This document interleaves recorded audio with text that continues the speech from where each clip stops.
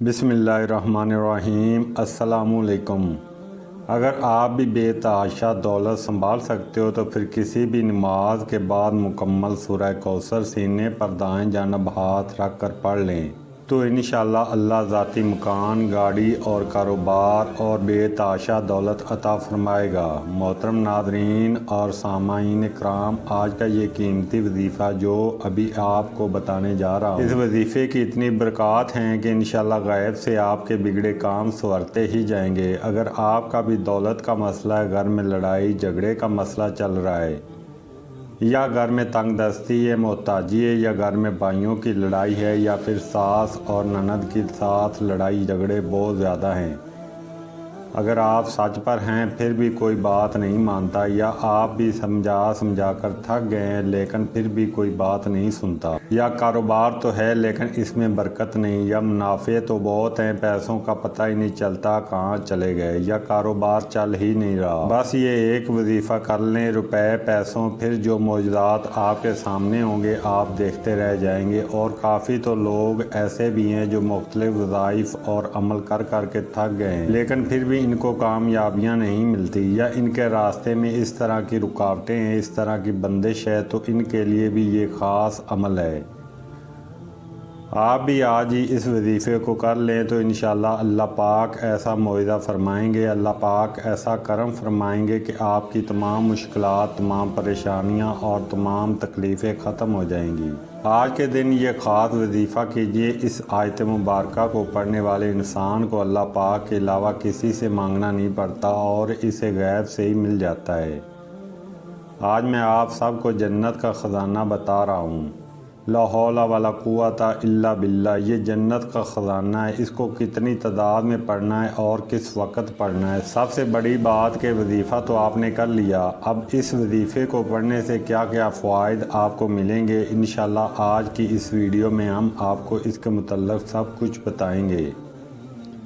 اب آپ نے اس سورہ کوثر کو کیسے پڑھنا اور کس ترتیب سے پڑھنا ہے، کتنی تعداد میں پڑھنا ہے، آپ سب یہ وظیفہ کار اچھی طرح سے سمجھ لیں، کیونکہ جب تک آپ کو وظیفے کے طریقہ کار کا نہیں پتہ ہوگا پھر کوئی بھی وظیفہ یا عمل بالکل بھی اثر نہیں کرے گا۔ ان کے کرنے میں کچھ خاص احتیاط ہوتی ہیں۔ سب سے پہلے یہ کہ کسی وقت آپ نے اس عمل کو کرنا ہے۔ دیکھیے، آپ فجر، ظہر، عصر، مغرب، عشاء، تہجد، چاشت یا پھر اشراق، فرض کسی بھی نماز کے بعد کر سکتے ہو۔ اگر یہ بھی ٹائم نہیں تو آپ 2 رکعت نفل پڑھنے کے بعد بھی اس کو کر سکتے ہو، لیکن وہ 2 نفل صلاۃ الحاجات کے ہونے چاہیے، کیونکہ اس کے کرنے میں اگر کوئی پابندی نہیں ہے، بلکہ جب بھی آپ کو وقت ملتا ہے، آپ کو لگتا ہے کہ اس وقت اس وظیفے کو بآسانی کر لیں گے تو آپ اس وظیفے کو کر سکتے ہیں، اس میں کوئی پابندی نہیں ہے۔ کوئی بھی مرد کر سکتا ہے، کوئی بھی عورت کر سکتی ہے۔ اکثر کچھ مردوں کو مشکلات کا سامنا ہوتا ہے کیونکہ مرد اپنی بیوی بچوں کے لیے، اپنا گھر پالنے کے لیے باہر محنت مزدوری اور مشقت والا کام کرتے ہیں۔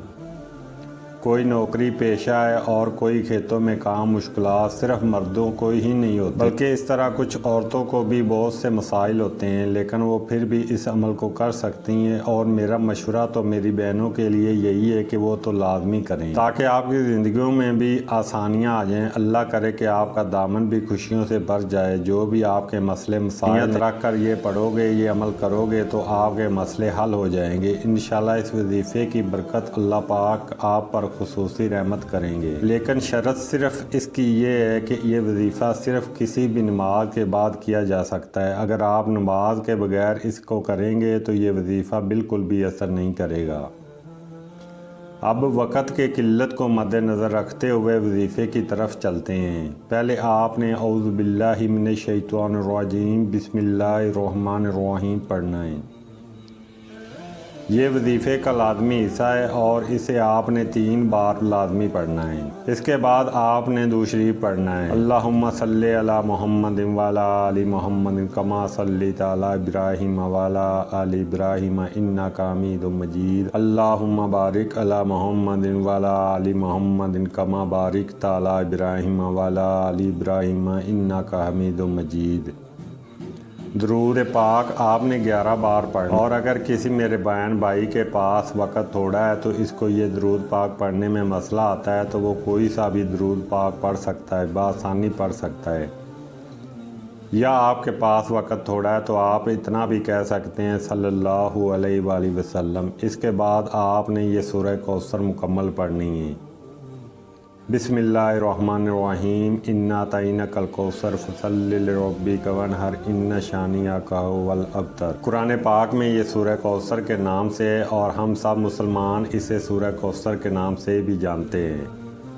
اس سورہ کوثر کو آپ نے کب پڑھنا ہے اور کیسے پڑھنا ہے، کتنی بار پڑھنا ہے، آپ کو یہ سب طریقہ میں آج بتاؤں گا انشاءاللہ۔ جب آپ اس وظیفے کو کریں گے تو سب پریشانیاں آپ کے اوپر سے میرے اللہ کے کرم سے دور ہو جائیں گی۔ اللہ پاک ہمیں یہ آگاہ بھی کر رہے ہیں جس کا مفہوم ہے کہ ہم غمگین اور اداس نہ ہوں، کیونکہ ہر مصیبت کے بعد آسانی ہوتی ہے۔ لہذا اگر کوئی اللہ تعالیٰ کے دین پر ایمان رکھتا ہے اور مستقل قائم رہتا ہے اور اللہ تعالیٰ کے وعدوں پر کامل بھروسہ رکھتا ہے، اللہ تعالیٰ کے کلام اور رسول اللہ صلی اللہ علیہ وآلہ وسلم کی باتوں پر عمل یقین رکھتا ہے، تو انشاءاللہ وہ مصیبت کے بعد آسانی ضرور دیکھے گا اور اس کی زندگی میں تنگی، مصیبت اور پریشانی کے بعد خوشحالی ضرور آئے گی۔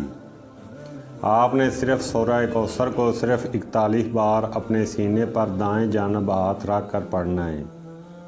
اچھی طرح پڑھنا ہے، مکمل توجہ اور کامل یقین کے ساتھ پڑھنا ہے، اور جب آپ اس کو پڑھیں گے تو آپ کا ذہن میں صرف اور صرف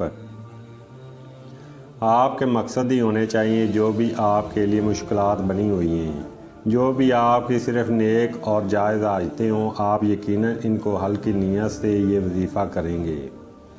اللہ پاک کے فضل و کرم سے آپ کی تمام مسائل دور ہو جائیں گے۔ اب آپ نے وہیں بیٹھے بیٹھے لا حول ولا قوت الا باللہ العلی العظیم، لا حول ولا قوت الا باللہ العلی العظیم صرف 11 مرتبہ پڑھنا ہے، پورے یقین کامل سے کہتا ہوں کہ انشاءاللہ آپ کی تمام مسائل دیکھتے ہی دیکھتے حل ہو جائیں گی۔ ایک حدیث پاک کا مفہوم ہے کہ حضرت عبداللہ بن مسعود رضی اللہ تعالیٰ عنہ فرماتے ہیں لا حول ولا قوت الا باللہ کو ایک مرتبہ میں نے رسول اللہ صلی اللہ علیہ وآلہ وسلم کے سامنے پڑھا تو آپ صلی اللہ علیہ وآلہ وسلم نے فرمایا کہ اس کا مطلب جانتے ہو؟ میں نے عرض کیا اللہ اور اس کے رسول صلی اللہ علیہ وآلہ وسلم ہی خوب جانتے ہیں۔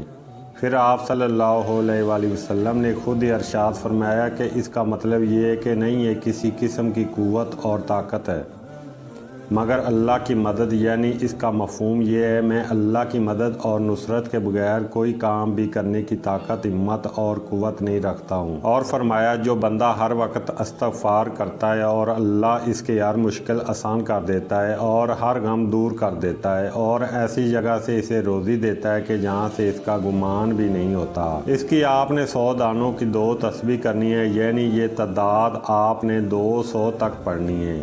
پھر آپ نے استغفار پڑھنا ہے، یہ 33 مرتبہ پڑھنا ہے۔ ایک مرتبہ میرے ساتھ بھی دوہرا لیں، استغفر اللہ العظیم الذی لا الہ الا الحی القیوم واتوب الیہ۔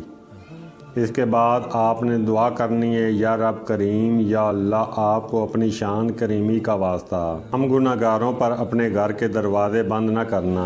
ہم سیاہکار ہیں، گناہ گار ہیں، لیکن پھر بھی تیرے ہی بندے ہیں۔ پروردگار تیرے سوا ہمارے کوئی سہارا نہیں ہے، یا ذوالجلال والاکرام ہم تو اس سے ہی اپنے ہر گناہ کی معافی مانگتے ہیں، ان گناہوں کی معافی مانگتے ہیں جو ہم سے جانے یا انجانے میں ہوئے، اور ان گناہوں کو بھی معافی مانگتے ہیں جو تنہائی میں ہوئے یا پھر محفل میں ہوئے، ہم سے نادانی میں سرزد ہوئے یا ہم نے جان بوجھ کر کیے۔ اے اللہ اپنی شان کریمی کے صدقے، اپنے کعبہ کی عظمت کے صدقے ہمیں معاف کر دے، ہمارے تمام صغیرہ و کبیرہ گناہ معاف فرما دے۔ تمام دوستوں سے گزارش ہے کہ اللہ سے سچے دل سے معافی مانگے۔ اللہ تعالی ہمارے اس وظیفے میں کہی گئی کمی کوتاہی کو معاف فرمائے اور ہمارا یہ نذرانہ اپنی بارگاہ میں قبول و منظور فرمائے۔ آمین ثم آمین۔ جزاک اللہ۔